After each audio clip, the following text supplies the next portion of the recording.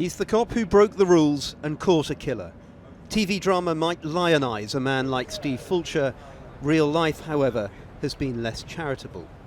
But now this former detective is hitting back. And what happened to him, he says, should alarm us all.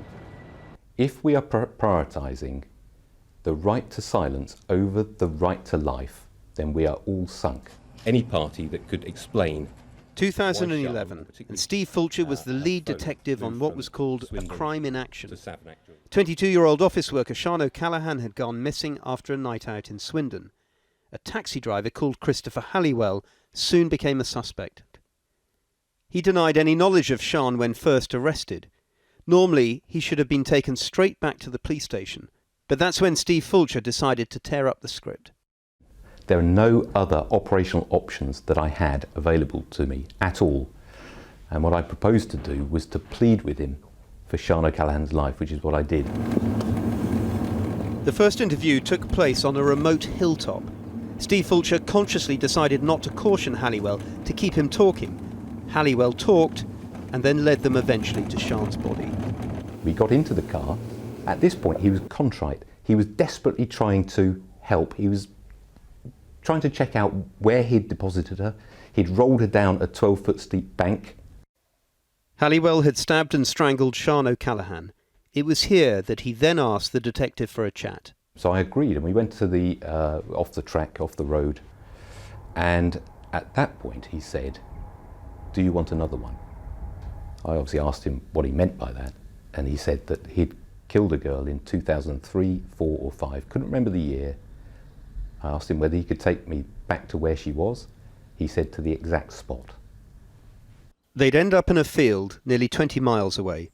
Steve Fulcher again deciding not to remind Halliwell of his right to silence. It's not something that can be taught, how you interact with a serial killer and how you get them in their moment, their one moment of clarity in their entire life, to confess. It's a matter of a momentary bond that's formed between two people that is broken by choice of the wrong word. One wrong word and he would no longer feel inclined to confess. It was a surreal moment. The sun was really bright. Climbed over the wall and he paced 1 foot in front of the other to an exact spot and said, "She's under here." So exact that I left Eddie Strange, the driver, on that spot and said, "Stay there until we get you a spade." They'd later find nearby the remains of a young woman called Becky Godden, who'd gone missing from Swindon 8 years earlier. We were able to provide a positive hit from the DNA database. Fulcher had caught a double murderer. He was feted by his bosses, but not for long.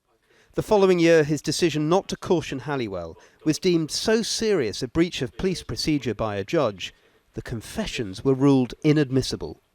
There was other evidence to link Halliwell to Sean's murder, but the Becky murder conviction would take years to achieve. He's from the Chief Constable, you say. Fulcher was disciplined for this and for his dealings with the media, then resigned. He claims he's been hung out to dry and is calling for a change in the rules governing the questioning of suspects in certain cases, such as a potential kidnap. You can't be sure what would have happened if you had followed the rules and taken him back to a police station. He may have confessed there.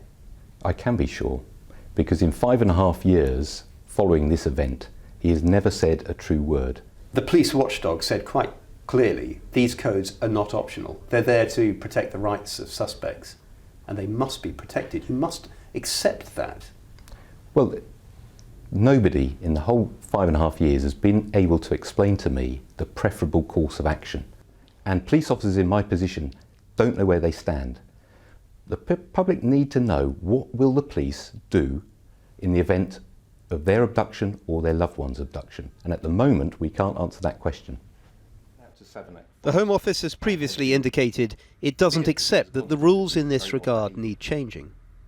There is finally another aspect of this case which provokes Mr. Fulcher's ire, and it involves the true scale of offending by Christopher Halliwell, a murderer whose past he once looked closely at. He had a traumatic childhood. He showed all the classic signs of psychopathy in terms of cruelty.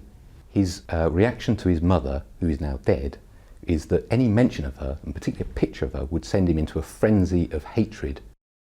That frenzy of hatred extended way beyond 2 murders, Steve Fulcher believes, citing a phone conversation recorded in prison, he claims, in which Halliwell was heard saying the police wanted to speak to him about 8 murders, a figure the police didn't recognise.